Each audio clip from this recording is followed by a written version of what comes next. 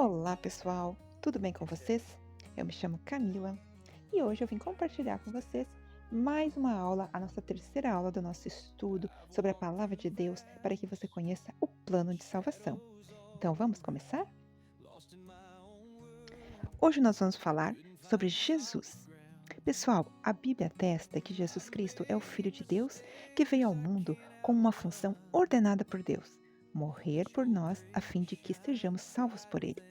Porém, muitas pessoas ainda não sabem quem é Jesus, por isso é necessário ensinar-lhes que Jesus é o Filho de Deus e que veio a este mundo para fazer a vontade do Pai. A pergunta 1 é assim: se alguém lhe perguntasse quem é Jesus, o que você responderia? Pessoal, existem dois momentos importantes descritos na Bíblia, em que Jesus é descrito como Filho de Deus. O momento 1 é o batismo de Jesus. Logo depois do seu batismo, assim que Jesus saiu da água, disse Deus lá do céu que Jesus é o Filho que lhe traz muita alegria. O batismo de Jesus é o grande momento em que se pode ver a manifestação da Trindade, a presença do Pai através da voz audível, o Espírito Santo em forma corpórea de uma pomba e o Filho em carne. Veja o que está escrito em Mateus 3, 16 ao 17.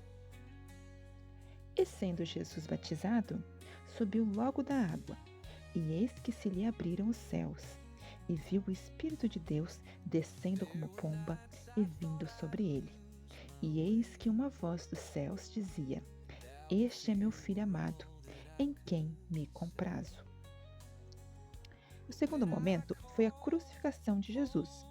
Logo depois da sua crucificação, homens incrédulos reconheceram que Jesus Cristo só poderia ser o Filho de Deus. O centurião e os soldados testificaram que Jesus era o Filho de Deus. Veja só o que diz em Mateus 27, 54. E o centurião e os que com ele guardavam a Jesus, vendo o terremoto e as coisas que haviam sucedido, tiveram grande temor e disseram: verdadeiramente, este era o Filho de Deus. Então, concluímos, pessoal, que Jesus é o Filho de Deus. Vamos para a pergunta de número 2. Quem era Jesus para as pessoas? E quem era Jesus para os seus discípulos? Pessoal, até hoje, quando se fala de Jesus, muita gente diz o que pensa.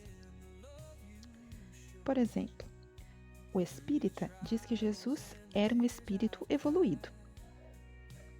O budista diz que era um homem que atingiu o nirvana. O muçulmano diz que ele foi um grande profeta. Certa vez, Jesus quis saber dos seus discípulos o que o povo falava dele. Veja só em Mateus 16, 13 e 14. E chegando Jesus às partes de Cesareia de Filipe, interrogou os seus discípulos, dizendo: Quem dizem os homens ser o Filho do Homem?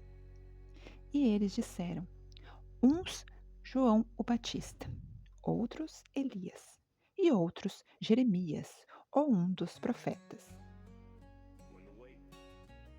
Pessoal, Jesus também quis saber dos seus discípulos o que eles pensavam dele.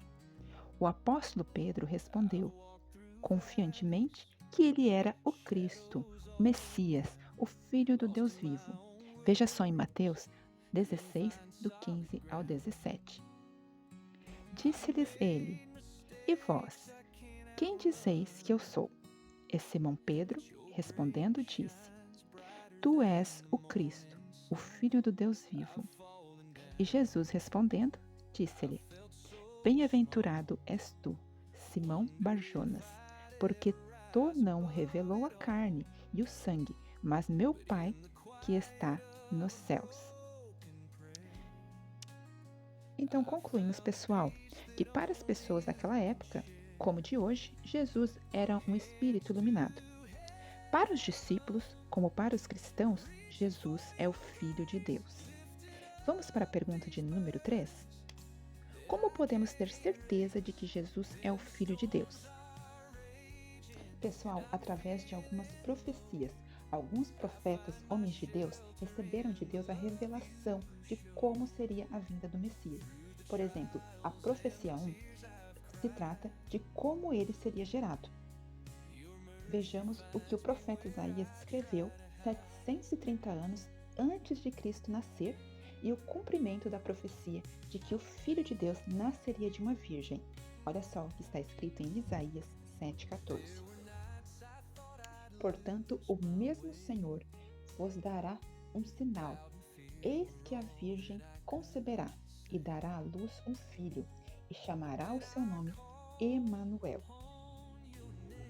Agora veja o que está escrito em Mateus 1, 18 a 24. Ora, o nascimento de Jesus Cristo foi assim, que estando Maria, sua mãe, desposada com José, antes de se ajuntarem, achou-se ter concebido do Espírito Santo. Então José, seu marido, sendo justo e não queria infamar, intentou deixá-la secretamente. E pensando ele nisto, eis que em sonho lhe apareceu um anjo do Senhor dizendo: José, filho de Davi, não temas receber a Maria, tua mulher, porque o que nela está gerado é do Espírito Santo. E dará à luz um filho e chamará o seu nome Jesus, porque ele salvará o seu povo dos seus pecados. E tudo isso aconteceu para que se cumprisse o que foi dito da parte do Senhor pelo profeta, dizendo: Eis que a virgem conceberá e dará à luz um filho, e chamarão seu nome Emanuel, que traduzido é Deus conosco. E José, despertando do sono, fez como o anjo do Senhor lhe ordenara, e recebeu a sua mulher. A profecia 2 é onde ele iria nascer. Vejamos o que o profeta Miqueias escreveu entre 740 e 710 a.C., profetizando sobre o Messias, indicando claramente o local onde ele deveria nascer e como isso se cumpriu. Veja só em Miqueias 5:2. E tu, Belém Efrata, posto que pequena entre os milhares de Judá, de ti me sairá o que governará em Israel, e cujas saídas são desde os tempos antigos, desde os dias da eternidade. Veja só agora em Lucas 2, do 1 ao 7. E aconteceu naqueles dias que saiu um decreto da parte de César Augusto, para que todo homem se alistasse. Este primeiro alistamento foi feito sendo Quirino presidente da Síria. E todos iam alistar-se, cada um à sua própria cidade. E subiu também José da Galileia, da cidade de Nazaré, à Judéia, a cidade de Davi, chamada Belém, porque era da casa e família de Davi, a fim de alistar-se com sua mulher Maria, desposada com ele, a qual estava grávida. E aconteceu que, estando eles ali, se cumpriram os dias em que ela havia de dar à luz. E deu à luz o seu filho primogênito, e envolveu-o em panos e deitou-o numa manjedoura, porque não havia lugar para eles na estalagem. A profecia 3 é os nomes que ele teria. Vemos em Isaías que o seu nome seria Emanuel. Então, por que Jesus é conhecido pelo nome Jesus e não Emanuel? Porque Jesus é o seu nome de autoridade, como escrito em Mateus e Filipenses. Veja só o que está escrito em Isaías 9:6. Porque um menino nos nasceu, um filho se nos deu, e o principado estará sobre os seus ombros, e se chamará o seu nome Maravilhoso, Conselheiro, Deus Forte, Pai da Eternidade, Príncipe da Paz.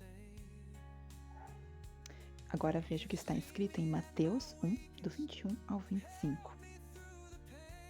E dará à luz um filho, e chamarás o seu nome Jesus, porque ele salvará o seu povo dos seus pecados. E tudo isso aconteceu para que se cumprisse o que foi dito da parte do Senhor pelo profeta, dizendo: Eis que a virgem conceberá e dará à luz um filho, chamado seu nome Emanuel, que traduzido é Deus conosco. E José, despertando do sono, fez como o anjo do Senhor lhe ordenara, e recebeu a sua mulher. E não a conheceu até que deu à luz seu filho, o primogênito, e pôs-lhe por nome Jesus. Agora veja o que está escrito em Filipenses 2, 9 ao 11. Por isso também Deus o exaltou soberanamente. Ele deu um nome que é sobre todo nome, para que ao nome de Jesus se dobre todo o joelho dos que estão nos céus e na terra e debaixo da terra, e toda a língua confesse que Jesus Cristo é o Senhor, para a glória de Deus Pai. Então concluímos, pessoal, por que foi profetizado como Jesus seria gerado, a cidade em que deveria nascer e inclusive o nome que deveria receber. E tudo se cumpriu como estava escrito que aconteceria. Vamos então para a pergunta de número 4. Para que Jesus nasceu? Pessoal, na noite em que Jesus nasceu, a mensagem do anjo que apareceu para alguns pastores que estavam no campo, guardando seus rebanhos de ovelhas, foi: Eu lhes trago a notícia mais alegre do mundo. O Salvador, o Messias, o Senhor nasceu esta noite em Belém. Veja só o que está escrito em Lucas 2:11. Pois na cidade de Davi vos nasceu hoje o Salvador, que é Cristo, o Senhor. Pessoal, anos mais tarde, o próprio Jesus afirmou ter vindo ao mundo para nos salvar. Veja o que está escrito em Lucas 19:10. Porque o Filho do Homem veio buscar e salvar o que se havia perdido. Então concluímos, pessoal, que Jesus veio ao mundo para nos salvar. Vamos para a pergunta de número 5. Por que eu preciso ser salvo? Pessoal, mesmo que uma pessoa diga que não é pecadora, a Bíblia diz o contrário. Veja só em 1 João 1:8. Se dissermos que não temos pecado, enganamo-nos a nós mesmos e não há verdade em nós. Pessoal, o pecado entrou no mundo por meio de Adão, e o seu pecado trouxe consigo a morte. Como resultado, a morte se espalhou por toda a raça humana, porque todos pecaram. Veja só o que está escrito em Gênesis 2, do 16 ao 17. E ordenou o Senhor Deus ao homem, dizendo: De toda a árvore do jardim comerás livremente, mas da árvore do conhecimento do bem e do mal, dela não comerás, porque no dia em que dela comeres, certamente morrerás. Veja o que está escrito agora em Romanos 5:12. Portanto, como por um homem entrou o pecado no mundo, e pelo pecado a morte, assim também a morte passou a todos os homens, por isso que todos pecaram. Pessoal, pense comigo. Avaliando toda a sua vida, como você estaria hoje, vivo ou morto aos olhos de Deus? Pessoal, quantas vezes uma pessoa precisa matar para ser um assassino? Uma única vez, não é verdade? E quantas vezes uma pessoa precisa pecar para ser um pecador? Uma única vez também. Você conhece alguém que conseguiu viver uma vida toda sem pecar? Sabe qual é a consequência daquele único pecado que um dia cometemos? A morte espiritual. Veja o que está escrito em Romanos 6:23. Portanto, o salário do pecado é a morte, mas o dom gratuito de Deus é a vida eterna, por Cristo Jesus, nosso Senhor. Então concluímos, pessoal, por que precisamos ser salvos? Porque o pecado traz morte espiritual. Vamos para a pergunta de número 6? Se Deus é bom, por que vemos tanta desgraça no mundo? Será que Ele não se importa? Pessoal, o pecado separa Deus do homem e por causa disso ele não pode receber as bênçãos de Deus. Mas aquele que crê em Deus recebe os seus cuidados. Veja só o que está escrito em Isaías 59, do 1 ao 4. Eis que a mão do Senhor não está encolhida para que não possa salvar, nem agravado o seu ouvido para não poder ouvir. Mas as vossas iniquidades fazem separação entre vós e o vosso Deus, e os vossos pecados encobrem o seu rosto de vós, para que não vos ouça. Porque as vossas mãos estão contaminadas de sangue, e os vossos dedos de iniquidade. Os vossos lábios falam falsidade, e a vossa língua pronuncia perversidade.